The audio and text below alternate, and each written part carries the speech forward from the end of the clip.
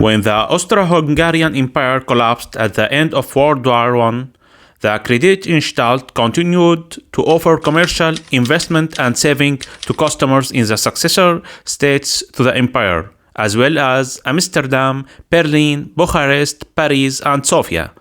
Its shares were traded in 11 exchanges, including New York. Part of the increase in the size of the bank came from loans, which the Kreditanstalt made to businesses in the successor states. The Kreditanstalt didn't want to restrict its operations to Austria and ignore the rest of the former Austro-Hungarian Empire.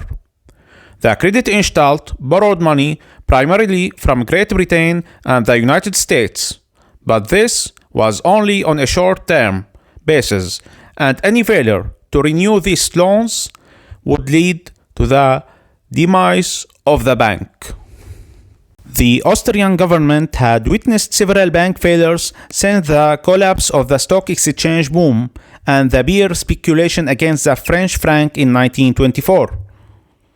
After the hyperinflation of 1923 to 1924, Austrian banks failed to restore adequate capital endowment, so that any ventures of its banks were increasingly debt-financed.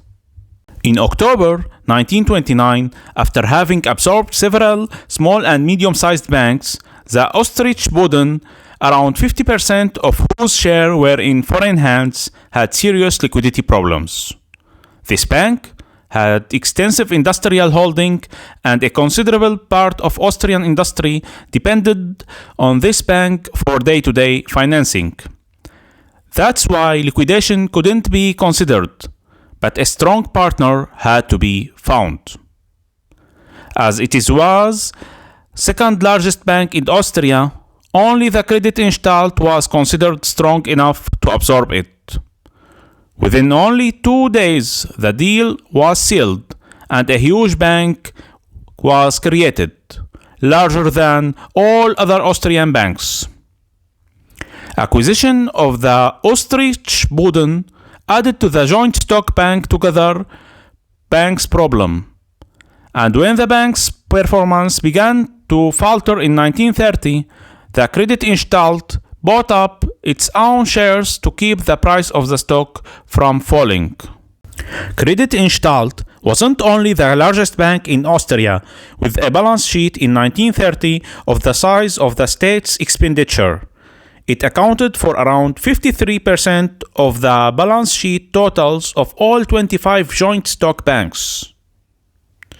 69% of all Austrian limited liabilities enterprises did their business with Kreditanstalt, and about 14% were deeply in debt to this bank. But most of all, it had an excellent international reputation.